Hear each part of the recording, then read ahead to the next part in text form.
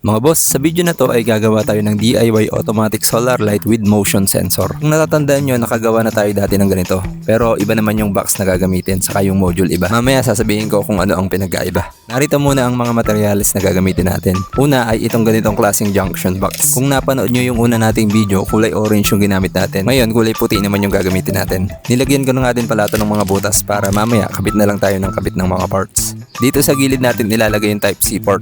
Tapos sa takip yung module. Next mga boss ay itong solar light module. Mas maliit nga pala ang size nito kumpara sa una nating ginamit sa unang video. Bali mga boss, pag bibili pala kayo nito, aalisin nyo tong kulay white na to. Tapos yung mismong wire na lang ang ihihinang nyo sa likod ng board. Pag kasi hindi natin to tinanggal, sagabal siya kapag ididikit na natin yung board sa takip ng box. Sa battery nga pala i-connect yung dalawang wire na yan mga boss. Pero ang pinaka nagustuhan ko dito yung induction time niya o yung time kung kailan hihina o mag-o-off yung ilaw. Kung dati kasi 10 seconds lang pag walang na-detect na motion, hihina or mamamatay na yung ilaw. Ngayon 25 seconds ang induction time niya. Kaya mas maganda to. Sunod naman mga boss ay itong dalawang pirasong 18650 battery. 2,900 mAh ang capacity nito bawat cell. Nakaparallel na pala to mga boss kasi nagamit ko na dati tong battery na to. Madali lang naman magparallel. Pagkokonektahin lang natin yung dalawang positive tapos pagkokonektahin din natin yung dalawang negative. Sabi nga pala dito sa manual na kasama ng module, pag daw lithium ion phosphate na may nominal voltage na 3.2 volts ang gagamitin nating battery, kailangan daw natin maglagay ng BMS. Pero pag lithium battery na may nominal voltage na 3.7 volts, kahit hindi na daw tayo maglagay ng BMS. Dahil itong circuit board daw na to ay may overcharge at overdischarge protection na para sa mga 3.7 volts lithium battery. Pero para sigurado, maglalagay pa din tayo ng BMS. At itong BMS na to ang ilalagay natin. Gagamit din tayo ng Type-C charging port kasi wala pa tayong solar panel. Pre-order kasi yung mga solar panel sa Shopee kaya habang hinihintay natin yung solar panel, dito muna tayo magcha-charge. Kailangan din natin ng receptacle na 2x2. Maliit lang talaga dapat mga boss para may space pa para sa sensor ng ating solar light module. Ayan mga boss, ganyan ang posisyon niya. Kailangan din natin syempre ng 3.7 volts 5 watts na LED. Simulan na natin mga boss. Bali ang una natin gagawin ay lalagyan muna natin ng BMS itong ating battery. B+ ng BMS i-connect natin sa positive ng battery. Tapos B- naman sa negative ng battery.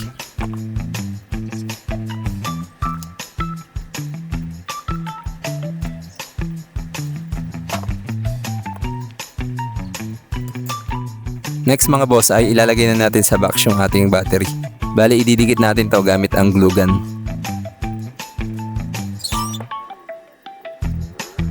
Mga boss, sabi dito sa manual, ang una daw natin i-connect ay yung battery. Sunod naman ay yung ilaw. Ang panghuli daw ay yung solar panel. Pero dahil wala pa tayong solar panel, kaya yung Type-C port ang huli natin ikakabit. I-connect na natin yung battery sa module mga boss. Balatan lang muna natin yung wire. Tapos lagyan natin ng lead yung dulo ng mga wire.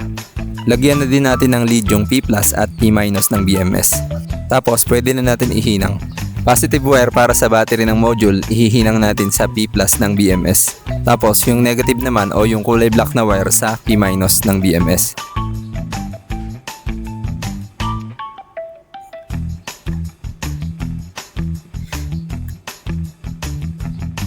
Ganito ang posisyon niya mga boss.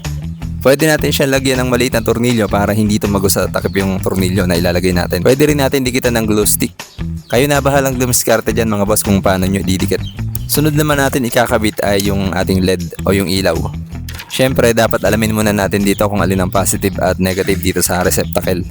Pero paano nga ba natin malalaman kung alin dito ang positive at alin ang negative? Luwagan muna natin yung tornilyo mga boss. Tapos ganito natin malalaman kung alin dito ang positive at negative. Ang positive dito mga boss ay yung nasa gitna. Tuntunin lang natin kung alin ang karugtong niya sa likod. Ganito lang mga boss, panoorin nyo. Ibig sabihin, ito ang positive. Dito natin ikakabit yung red wire na papunta naman sa L+ ng module natin.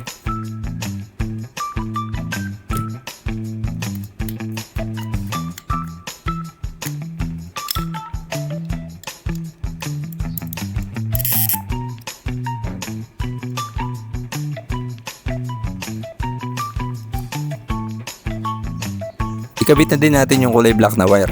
Ito yung ating magiging negative. Higpitan lang natin mabuti yung tornilyo mga boss. Ngayon mga boss, ihihinang na natin sa board yung mga wire ng ilaw. Yung positive wire ihihinang natin sa L+, tapos yung negative naman sa L-.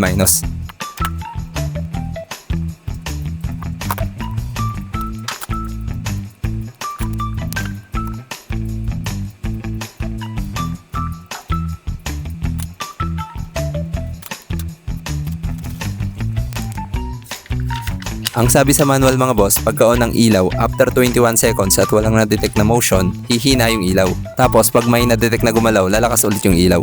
Pag pinindot daw natin yung buton, ang mangyayari naman, pag wala siyang na-detect na motion sa loob ng 25 seconds, mamamatay naman yung ilaw. Tapos pag pinindot pa natin ng isang beses, mag-off yung ilaw. Tapos kapag bubuhayin natin, press and hold lang ng 3 seconds yung buton at mabubuhay na yung ilaw. Subukan natin wag gumalaw mga boss, tingnan nyo hihina yung ilaw na yan.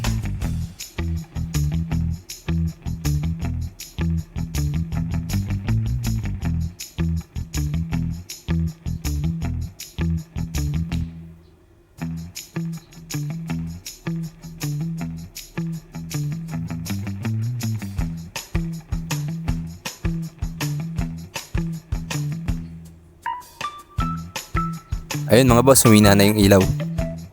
Ngayon mga boss, pinindot ko ng 2 beses. Tingnan natin kung mag-o-off yung ilaw after 25 seconds na walang ma-detect na motion.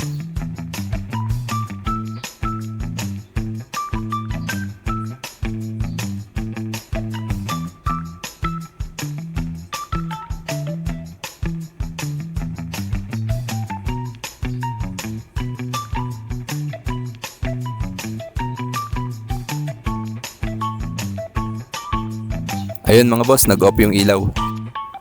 Tapos kapag 3 pindot, mamamatay naman yung ilaw.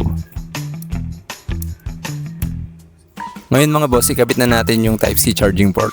Wala pa tayong solar panel kaya cellphone charger na lang muna ang gagamitin natin para ma-charge to.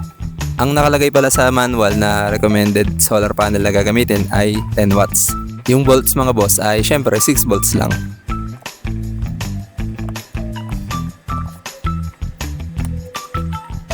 Ikabit na natin yung wire mga boss. Unahin muna natin yung red wire o yung positive.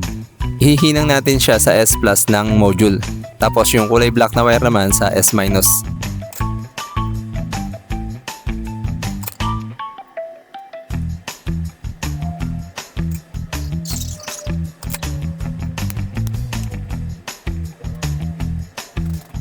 Subukan natin mga boss. Pag chinarge ko to, dapat mag-o-off yung ilaw. Ayan mga boss, nag-off. Wala nga lang pala siyang charging indicator. Ngayon naman mga boss, pag hinugot ko yung charger, dapat iilaw siya. Ayan mga boss, umilaw siya. Okay na to. Hihintayin na lang natin yung solar panel. O paano mga boss, hanggang dito na lang muna. Sa mga hindi pa nakasubscribe, baka pwedeng pasubscribe naman at pahit na rin ng bell button para lagi kayong updated pag may bago tayong upload. Salamat mga boss!